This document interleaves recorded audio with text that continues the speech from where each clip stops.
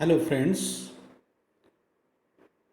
I am Professor Major Dr. Y.Doke, Professor and Head, Department of English, Tuljabhavani Mahavidyalaya Tuljapur, associated with Dr. Babasaheb Ambedkar Marathwada University, Aurangabad, Maharashtra. Today we are talking on the topic Robert Frost as a nature poet.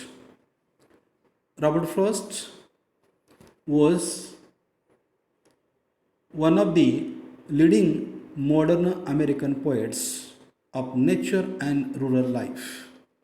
He found beauty and meaning in commonplace objects, such as drooping birch tree and an old stone wall, and drew universal significance from the experiences of a farmer or a country boy.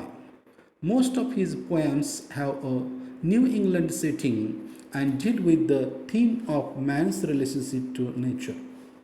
The influence of nature in Robert Frost's works creates a palette to paint a picture filled with symbolism for the reader to interpret. In the analysis of Robert Frost's The Road Not Taken, Tree at My Window, Two Trumps in the Mud, Time, and Stopping by the Woods on a Snowy Evening, we can pick out specific examples to illustrate Frost's overall use of nature. The poetry of Robert Frost has many layers of meaning.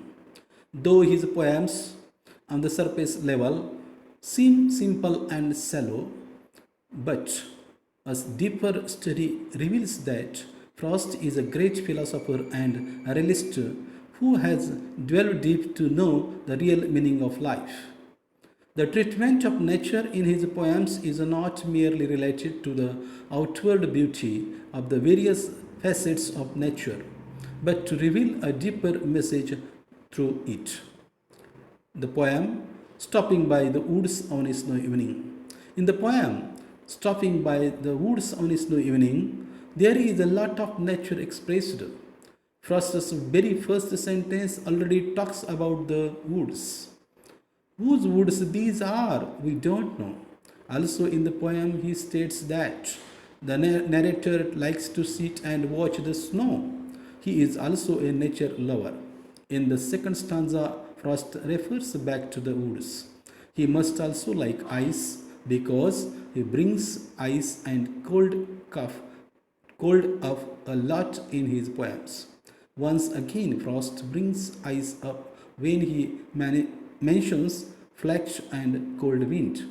Then, in the last stanza, Frost mentions woods again, even though actually these four lines from this poem are very much important and touching. Actually, these poems are, that enchanted, already influenced, very impressive, made to the former Prime Minister of our India, that is Pandit Jawaharlal Nehru, and these lines are very much important. These lines are like the woods are lovely, dark and deep, but I have promises to keep, and miles to go before I sleep, and miles to go before I sleep. These are four concluding lines from the poem Stopping by Woods on a Snowy Evening. And the meaning of these four lines is even though the narrator has a long way to go, he always has enough time to stop and watch the small thing in nature in detail. This goes to show that Frost's interest in nature is very large and he portrays this through his characters. Another poem, Mending Wall. In Mending Wall, the poet is the speaker of the poem. He and his neighbor get together every spring to renovate the stone wall between their individual properties. Mending Wall is one of the most widely quoted poems. It was published in 1915. In this poem, the regular duty of the farmer is to keep his stone wall in good order. Two characters in the poem, a young man and his neighbor. The young narrator is the most poet of himself, most probably the poet of himself. His manner and opinions are expressed in the poem. The other character is the poet's neighbor, an old farmer who does not speak a single word, though we come to know about his observation and attitudes from what the speaker says about him. The central situation of the poem has given scope to a social or symbolic interpretation, and cultural problems have been analyzed as well. Robert Frost tries to search human tendency and the social aspects. He overtly observed the human psychology. Frost tries to find out the factual situation of the human tendency in critical moment, so that the poet wants to suggest that the man has become a wayward. He search himself in the whimsical world. He reveals the realistic picture of the society. He describes the social confrontation before the readers and also expresses his idea and suggestion through the lyrics. He shows the right path and the way of life, way there man is thoroughly invisible in day-to-day life. Frost suggests that human beings should get an internal relief in chaotic situation. It is human exploring by Frost. So he says in the poem, very suggestive, that good fences make good neighbors. To maintain the relationship between the poet and his good natured neighbor. Next poem highlights fire and ice. In this poem of fire and ice, here the poet uses contradictory word. Fire with the emotion of desire and ice with hate. The poem describes a fictional debate between people who say that the world will end in fire and people who say it will end in ice. The debate is highly symbolic. The poem itself does not require a large amount of explanation as to meaning of words or phrases. Due to Frost's concentration on making the poem readable and understandable by all, despite the simplicity of the language used, the poem carries with it very deep thematic ideas. Essentially, Frost is providing commentary upon two of the darkest traits of humanity: the capacity to hate and the capacity to be consumed by lust. In giving desire the foremost position in regards to the destruction of the world, Frost is providing a powerful statement on the subject of greed and jealousy, saying that above all else, even hatred, this is the trait of humanity that is most likely to lead to its demise. In light of the fact that this was written in regards to the Great War, this statement is essentially attributing the cause of the war to human greed and lust. In doing so, providing a current and relatable warning against this behavior in the future. Following his statement upon fire and desire, Frost then attributes hatred with almost the same capacity to do harm as desire, saying, he says, I think I know enough of hate to say that for destruction ice would suffice.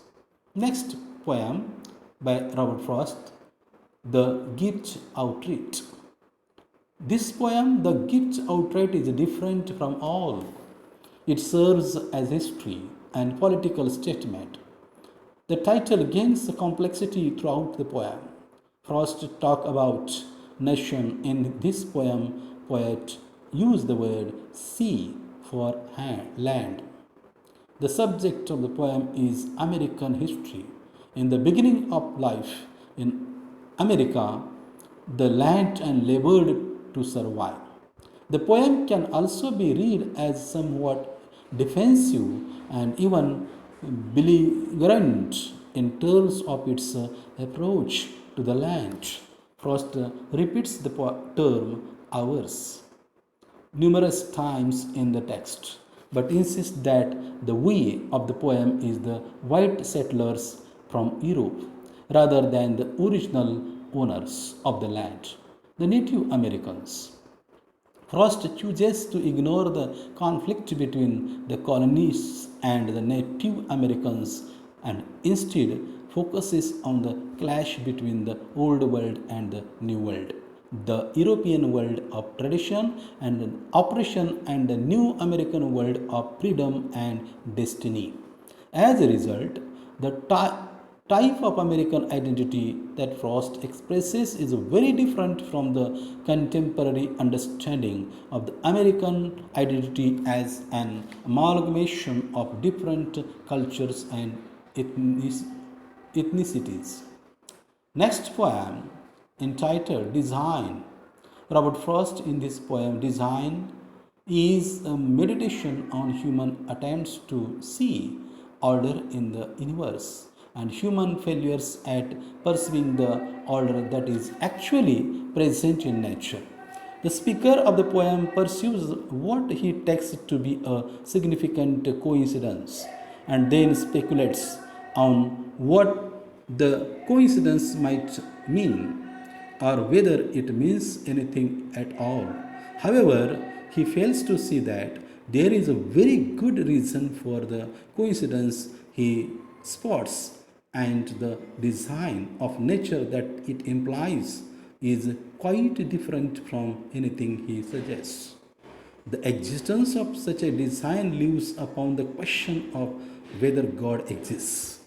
An atheist would take the explanation above as evidence that there are rational explanations for natural processes and that there is no need to invoke the concept of God to explain how the universe works. In other writings, Frost does appear to profess belief in God. The focus of design then is not ultimately the existence or absence of God, but rather the tendency of humans to engage in what John Ruskin called the pathetic fallacy, the act of reading oneself into nature. The first act of irresponsible belief, Frost implies, is seeing nature as it is. Next poem by Robert Frost, Home Burial. Home Burial is a dramatic poem written in iambic meter. The poem is almost entirely dialogue with only a few narrative lines that serve the purposes of defining the special relations between the couple and establishing the tension between them, such as what he stands over her and she covers below him, and when she opens the door wider to leave. The poem is a study of misinterpretation. The man reacts to the death of his child by throwing himself into his work, figuratively, and by focusing on offense.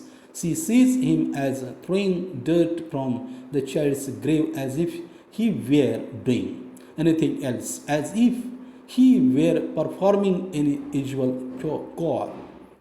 He comments on the fence deteriorating, and she fails to see that to him the fence may represent the child, or at least that he is attempting to ignore his grief by focusing on something else. Frost, in this way, in Home Burial, demonstrates his ability to present a vignette featuring common people using the rigid form of iambic rhythm and meter, and to make even the dialogue appear and sound natural. In this way, my talk on the topic Robert Frost as a nature poet comes to an end. Thank you.